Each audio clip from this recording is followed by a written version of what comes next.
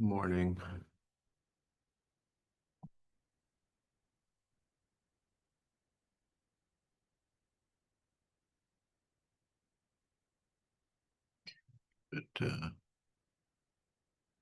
Second or two.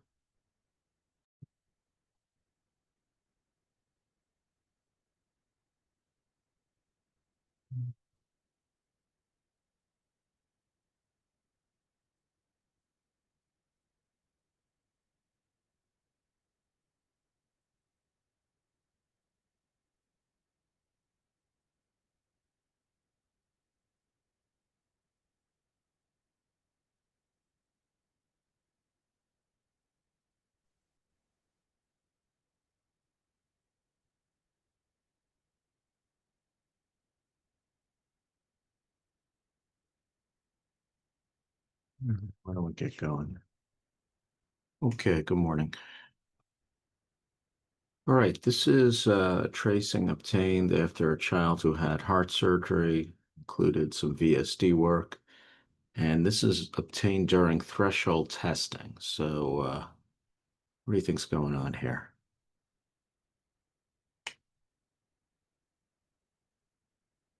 This is during ventricular threshold testing.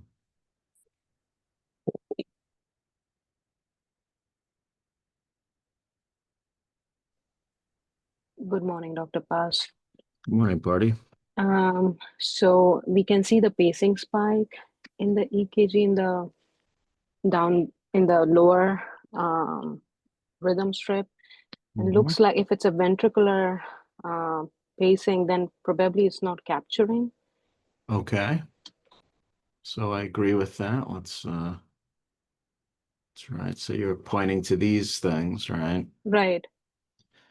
Okay, so those are being paced at 75 beats per minute and not capturing. Uh, so what is the rhythm, do you think? Mm. The It's a constant RR, Hmm. and the PR is variable with um, 1:1 conduction. um, Means the P wave is beating at a different rate, probably a little faster than the RR. Hmm. But I couldn't see any So is there any hyperclock. set relationship between the P waves and No, the R? No. no, So no. what would you call this rhythm? Heart block, Yeah, this is complete heart complete block. heart block. Yeah. So what you have here is a ventricular escape rate is 85. Now, interestingly, if you're pacing at 75 and the ventricular escape rate is 85, then it's possible that you're not going to capture because the intrinsic rate is faster. However, um, we see here that it's pacing, long after the QRS, so it should capture in theory. Can we say anything about the ability of the device to sense? So remember, the pacing is at a rate of 75. Um, so, and the ventricular escape rate is 85. So we know at this output during threshold testing that the pacemaker um, is not capturing, as you appropriately and correctly stated. Can we say anything about the sensing of the ventricular lead?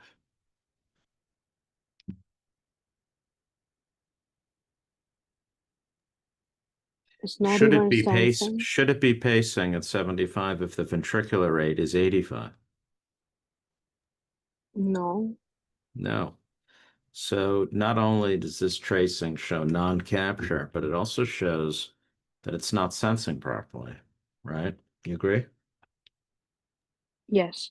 And we would never, so this is actually, if this were,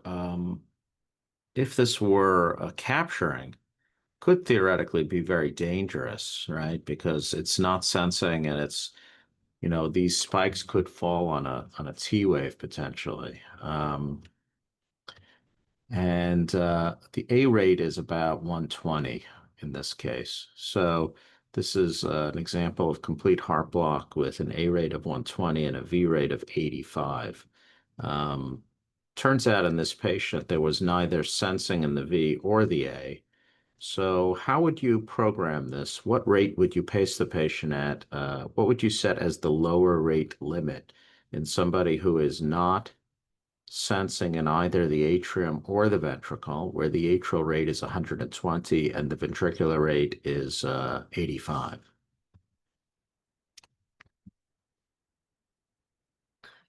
What would be the downside? Let's say you programmed it DDD at 110, but there's no A or V sensing. What could happen?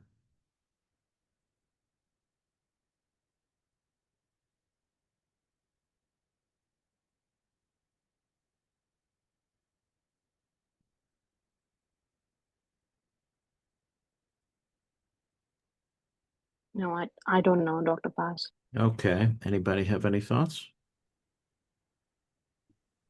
Can have an R on T. Yeah. Right. You could pace and have an R on T. That's true. So that would be very dangerous. And so you have to be so as soon as you see pacing, whenever you see non-sensed V, you have to be very careful to make sure you're pacing at a rate faster. What about in the atrium? Could anything happen if you're pacing in the A? So you program it DDD. So what would happen normally if there was good sensing and you programmed it DDD at 110 and the atrial rate was 125? What would the rhythm be if you were in complete heart block, but you had the pacemaker program DDD? What would you want it to be doing? What's the rate on the pacemaker again, Dr. Bass? So let's say we program it at 110. So we'll say 110 to 100 and it'll track up to 180. So if you're at 125 in the atrium intrinsically and the ventricular rate is 85 and you program a DDD at 110, what would you want the rhythm to be in So someone? it will sense, so it will sense the A, the native atrial rhythm, and then we'll pace the V. Right. So you would want it to be A sense V paced at 110, right? What would happen though if the atrial lead could not sense the atrium? So you'll be pacing inappropriately. You're not, you can. Right. You would basically be pacing without any sensing. So you would be AV pacing at 110, even though the atrial rate is at 125. And what could happen if you were just randomly A pacing with an atrial rate that's actually faster?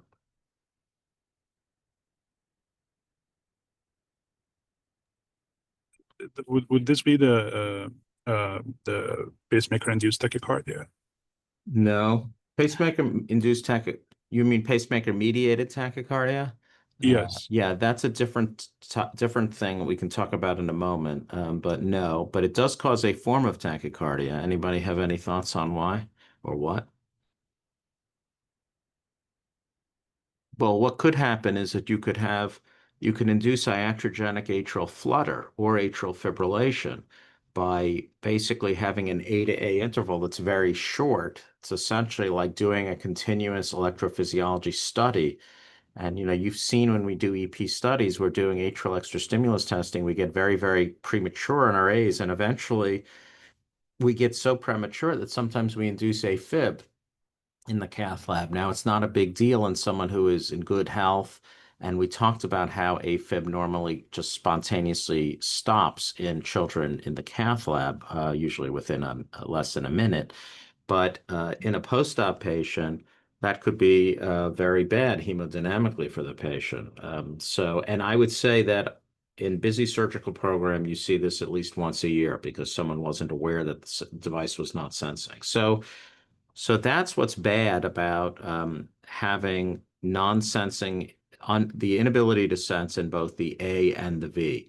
So that's the situation we have in this particular case. So if that were the case, and we know that the atrial rate is 120 and the intrinsic ventricular rate is 85, and you wanted to dual chamber pace this patient, what rate would you set the lower rate at in order to neither have an R on T or to have iatrogenic atrial flutter by pacing at a rate that is slower than the intrinsic atrial rate.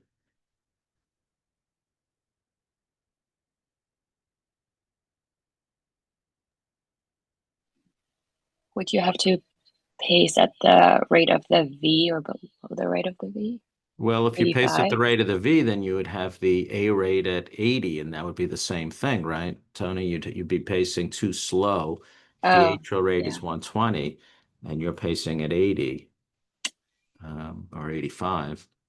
Would you do Also, one? you don't want to be pacing at 85 because we've already determined that the sensing is bad. So if you're pacing at a rate similar to the intrinsic rate, it's possible that you may the intrinsic rate could accelerate slightly, and you could have an RNT again.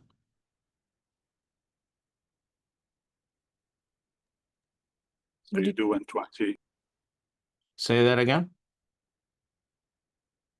130? Yeah, you would want to pace a little faster than the intrinsic rate in the A. And if you pace at a rate that's faster, then you don't have to worry about the sensing in the A because you are going to control the rhythm. Remember, the first rule of rhythm in the heart is whatever is fastest wins. And so if your atrial rate is sinus rhythm at 120 with complete heart block and a ventricular escape rate of 85, if you set the lower rate at 130, you will be 10 points higher than the intrinsic atrial rate. And therefore, you don't have to be as concerned that you will be inadvertently pacing on an A. Now, you could still have a premature atrial contraction that falls during your unsensed atrial pacing that causes flutter or fib, but the chances are much lower than if you're consistently pacing the atrium at a rate that is slower than the actual intrinsic atrial rate. So yeah, you would want to pace at least 10 or 15 points higher than the intrinsic atrial rate in order to be faster both in the atrium and the ventricle, so as to avoid the possibility of pacemaker of causing a problem such as either an R on T, but also atrial flutter. And so essentially, if you have no sensing in the A and you have no sensing in the V, when you set a DDD at 130, what is the real, how would you describe the actual pacing program? So you may have it programmed with sensitivity on in the A and the V, but how are you really pacing the patient? Is it really DDD?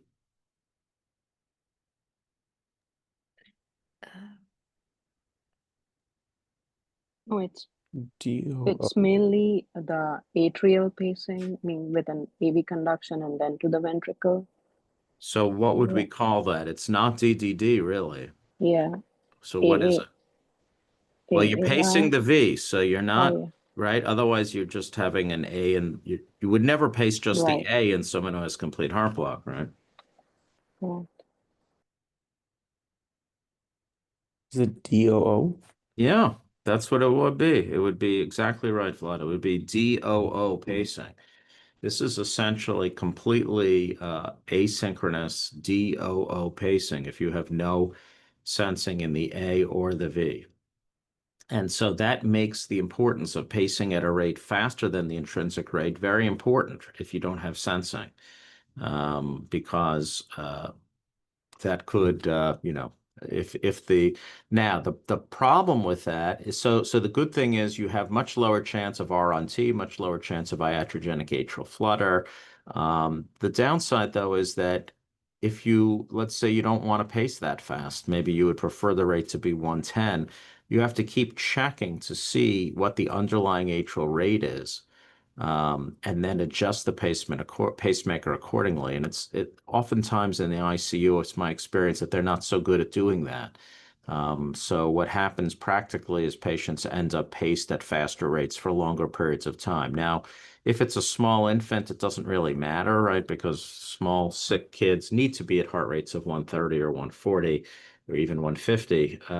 But in a bigger patient, it's a little bit of a bigger problem. Now, let's say that the atrial sensing is not good. You can't sense at any sensitivity. Is there anything that you could do to improve the sensing at the bedside?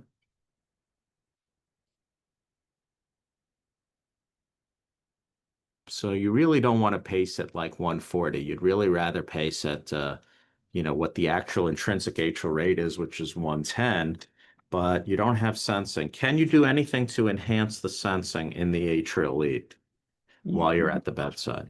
Can drop the sensitivity. It's on the lower half of our pacing blocks that you have. So in other words, make the number lower, or another way of saying it, More make the sensitive. atrial lead more sensitive. Right. Yep. That's exactly right. So I'll just show you. Wait, hold on. 1 second. So if we look at the pacemaker here, you can actually, you see here that this device is programmed at 2.0 millivolts. And that means that the device is going to sense any intrinsic atrial activity that is larger than 2 millivolts in size on the atrial lead electrogram. But you notice that the actual most sensitive setting is 0.4. So you could lower or make the device more sensitive in order to sense better. And that was attempted in this particular case, and unfortunately it did not work. But yes, you could do that. Okay, so that would be one option. So you go to 0.4 and it does not work. You're still not sensing. Is there anything else that you could do to try and enhance sensing?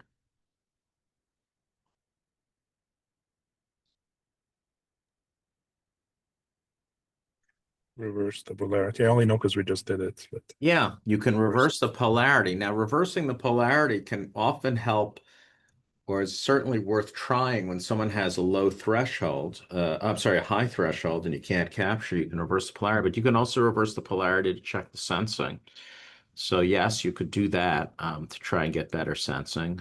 Is there anything else that you could do? So those are the two easy things to do right at the bedside to try and enhance the sensing. Well, is there anything else you might be able to do to improve sensitivity? Sorry, quick question. How do you logistically reverse the polarity? Good question. So you know how on these devices I sort of cut the picture off here. Let's see if maybe it's in the, yeah. The connections are just little plugins. So the only way to reverse the polarity is to take the little connections from the actual pacing wire that are plugged into the connector, unplug them and reverse them. Put one in the right and the left versus left and the right. Okay. That's the only way you can reverse it. It used to be, actually, I was explaining this to Mo over the weekend, that the connector itself had two pods. So now the A just plugs in as one connector and the V is one connector. But it used to be that there were the A and the V had metal prongs for each of the two little connections. So you could actually change the polarity at the head of this device rather than having to deal with the tiny little, very fragile ends of the actual pacemaker wire that the surgeon put in. But yes, you would reverse the polarity there. So anything else you could do? Those would by far, you get 100% credit for either reversing the polarity or lowering the sensitivity number to enhance sensitivity. But is there any other more creative way you could potentially do it?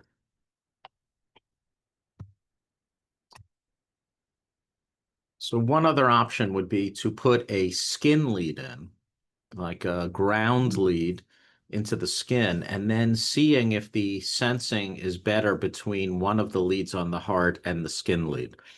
By having a different grounding lead, it might be that the sensing will be better. And so that's always an option. Remember that there's always a cation and an anion in every pacing system.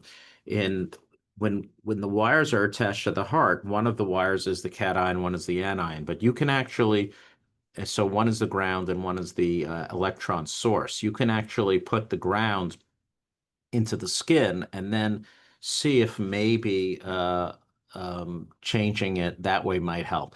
In general, that's better to get a better threshold. It doesn't often help with the sensing, but it's another option one could do. But in the interim, you would do exactly what was done, which is to increase the heart rate above the intrinsic atrial rate.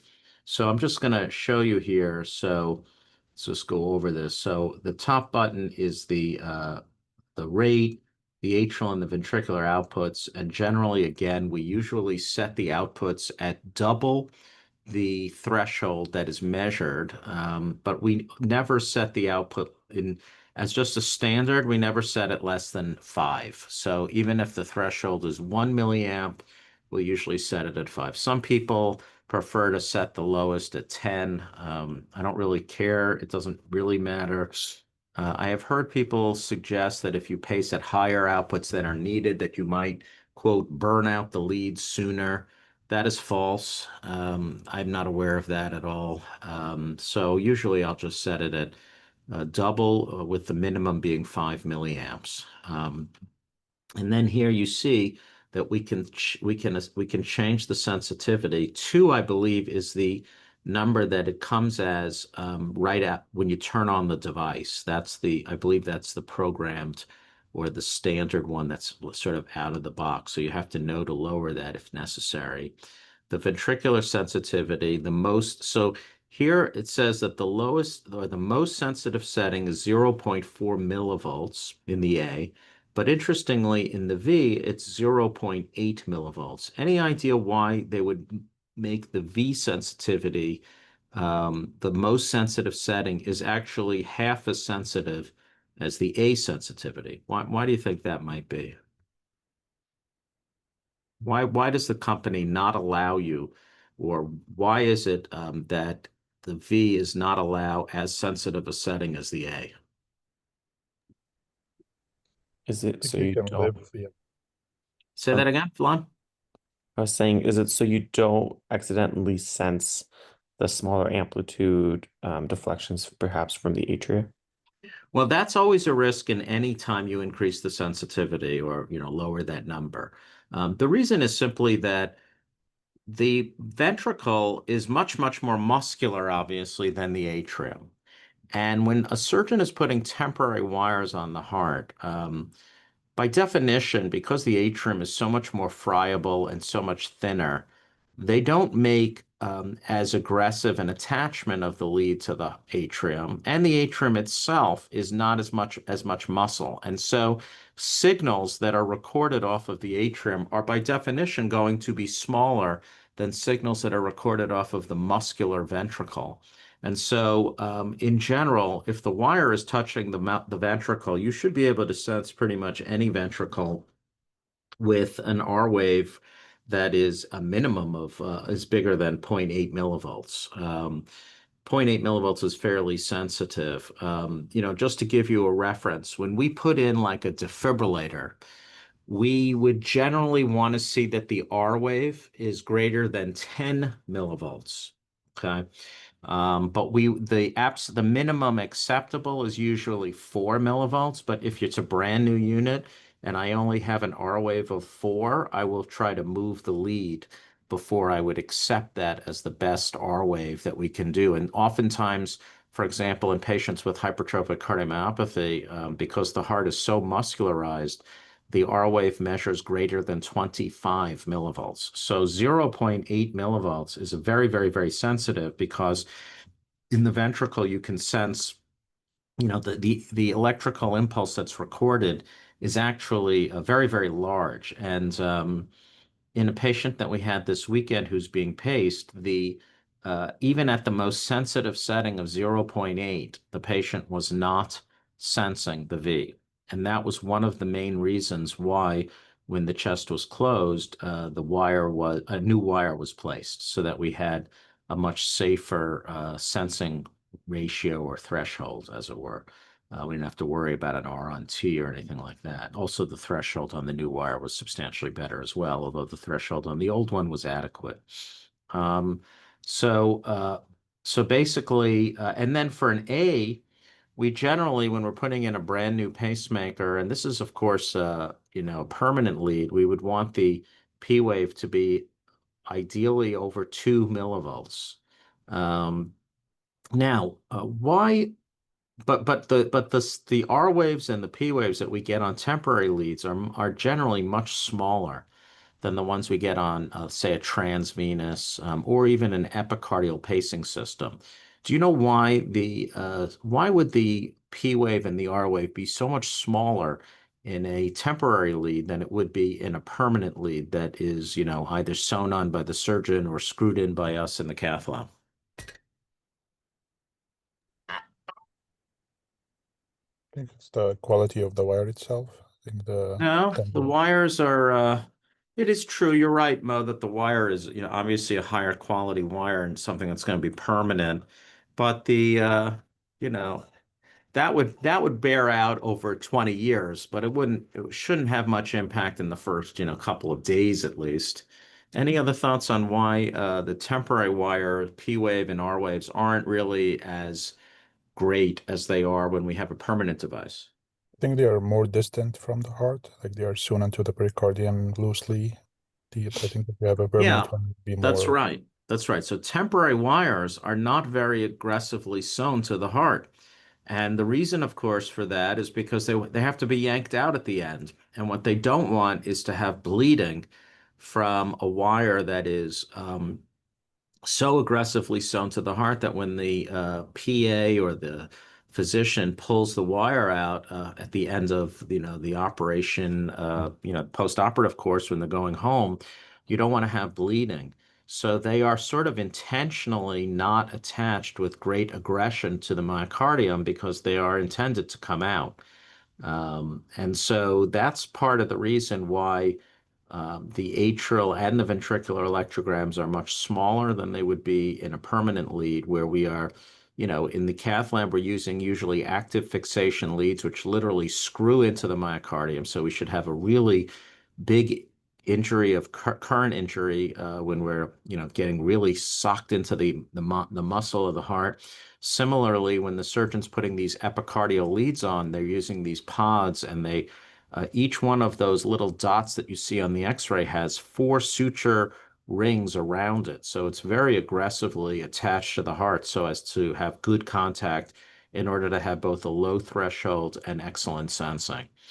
So they're put in a very, very different manner than temporary wires, and that's the reason why the sensing is so poor, and the thresholds generally tend to be higher on temporary wires.